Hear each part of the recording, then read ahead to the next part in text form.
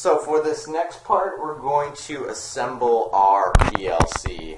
Please excuse my shaky camera abilities. For this, I'm just going to use a knife to cut this. This is going to be the base module unit. You can see here, once I get it, there we go. 750-802 is going to be our base module unit. We're going to open this bad boy up.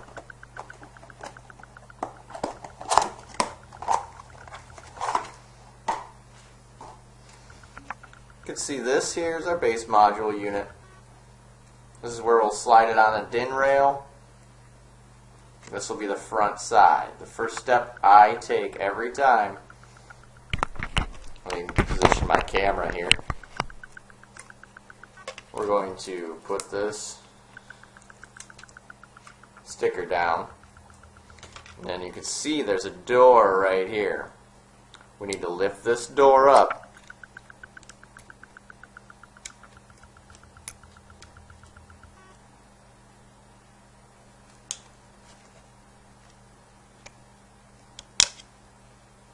And there's a run switch. You see this little switch by my thumb on the right hand side. There's a little switch that needs to be all the way up in the up position. These are sent with the run switch down position. Means if you leave this switch on the right hand side in that position, you will not be able to collect data with the PLC. So we need to put this run switch up, and you'll hear it click into place. So now I have the run switch set in the upwards position. We're also going to see these little red dip switches. We're going to flip one of these dip switches so we can change the IP address here. So we'll just, any one will be fine. I've selected 4 to flip the dip switch. You can see my dip switch is flipped to on position. From here, we're going to open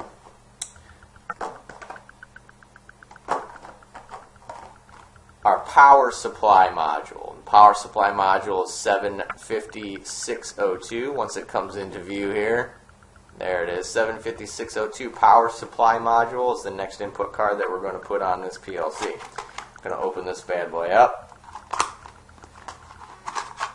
And these input cards merely slide simply straight into place. So I've slid my input card into the base unit here, so you can see I have now a field bus power supply unit, and I have my base module unit. And I have a dip switch turned to the right position, and I have my run switch in the upwards position. The next input card is actually going to be for our heartbeat and case counts. This is where the client will connect heartbeats and case counts from the line they want to collect data from. So we're going to open this one up. This one is easily recognizable. It has a yellow tab. So this will be the middle input card. It's going to be 750-402.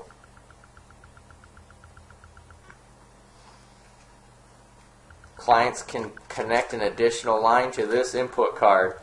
You have 2 inputs, one for heartbeat. That's another. This is a heartbeat. That's a heartbeat.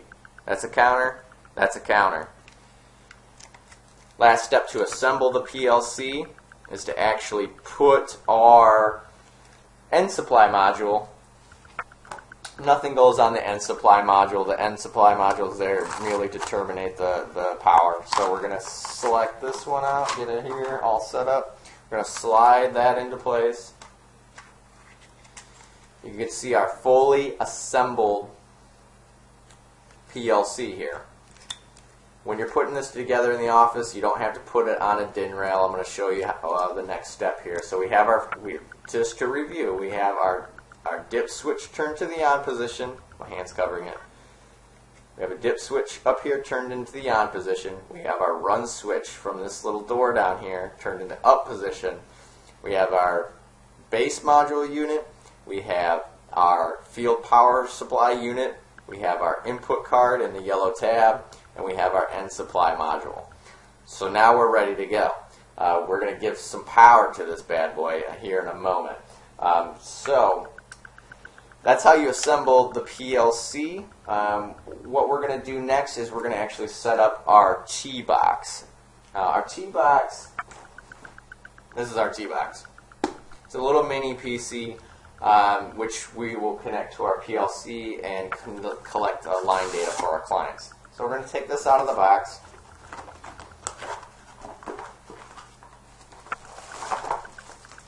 And you can see in here, there's you have to assemble the AC adapter. Pretty simple.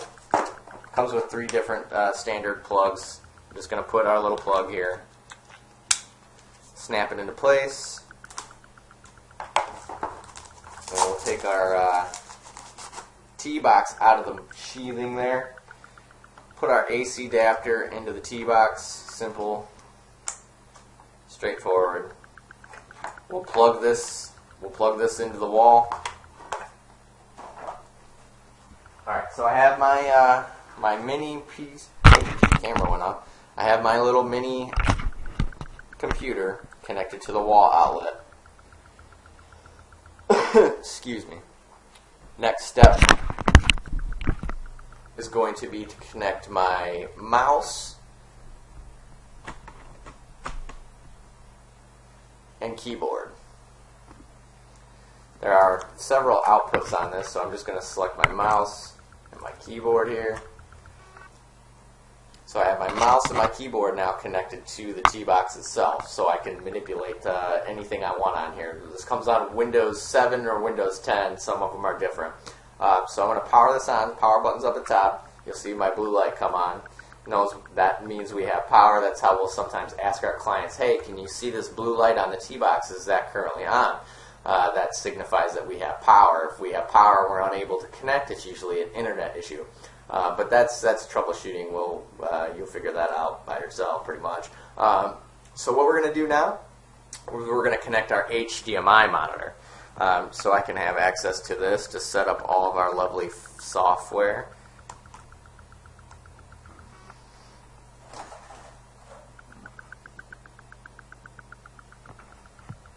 So I've got my monitor connected here.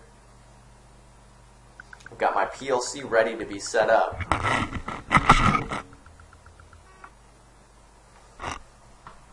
I'm going to grab my mouse and keyboard here in one moment.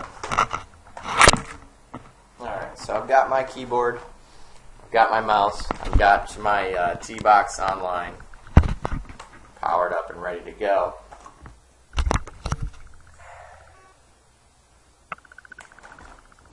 You'll see this screen says hi there. Let's get a few basic things out of the way. That's fine. We're going to select our language. My mouse does not want to cooperate. Alright, so we're going to select our English as our language. From here, you're going to be asked what's the home country origin. If it's the United States, select the United States, obviously. The language, and don't forget right here, you're going to select the time zone. This is important. Usually we're Eastern or Central, but you have to make sure that wherever the client's at, you have the correct time zone. I'm going to just click Eastern, which is right here. Then I'm going to click Next.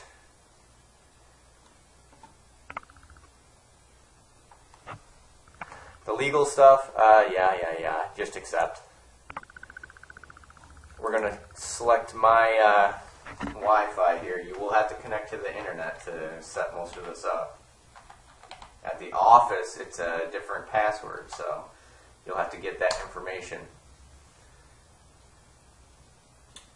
We're verifying and connecting. We're just going to use express settings.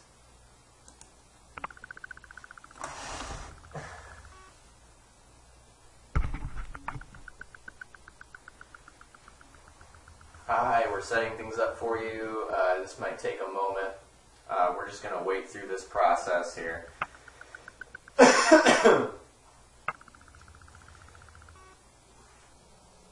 It's still thinking about it. Alright, you can skip this step. We don't usually do a Microsoft account, so we'll just skip this step.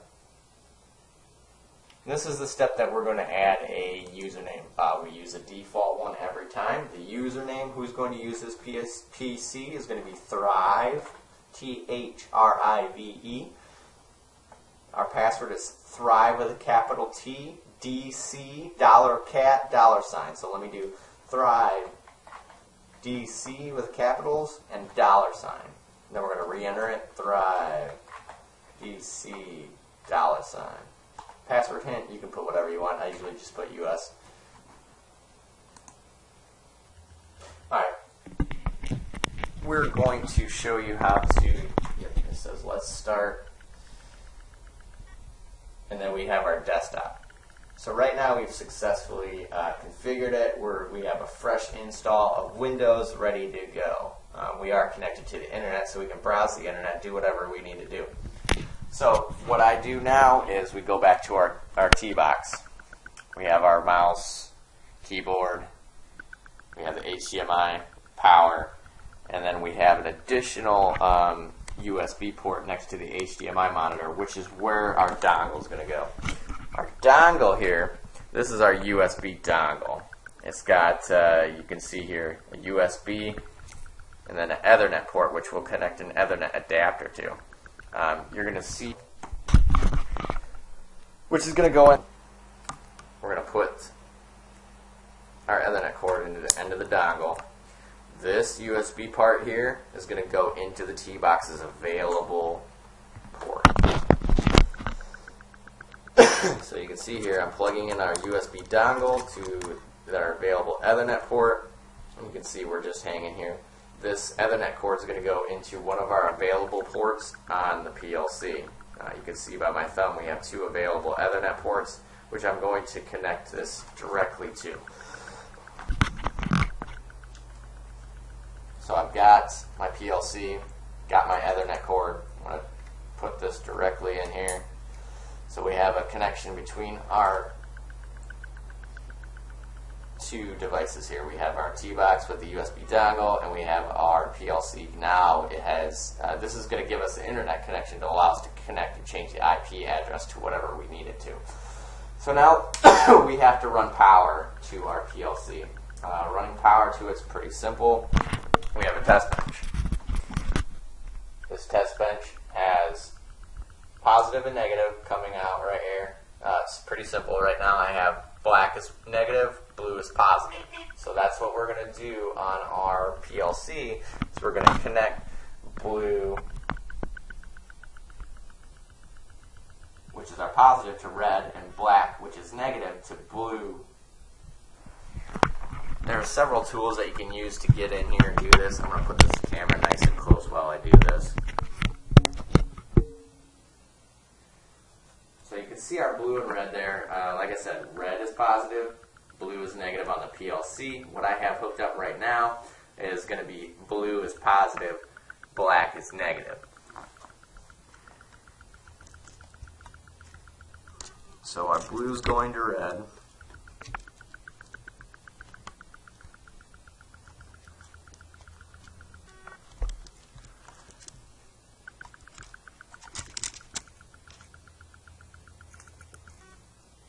Had the wrong side.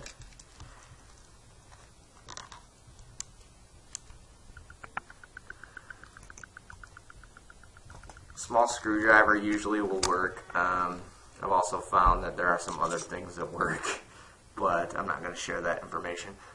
Black, where's my black? Here we are. Working with all these cords, they get all tangled up, and it's fun stuff. Alright, so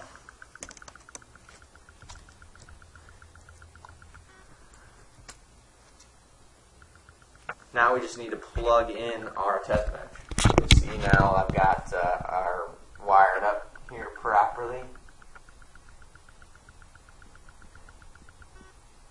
These aren't actually connected. So these are the only 2 wires I actually connect the power on the PLC base. What we're going to do is we're going to plug in our test bench. See, we have this plug here. I'm just going to walk over and plug it in.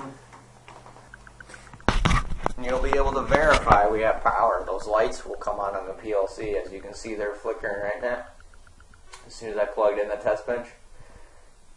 Alright, so we got our PLC on, powered on, and it is connected to my internet here via that USB dongle.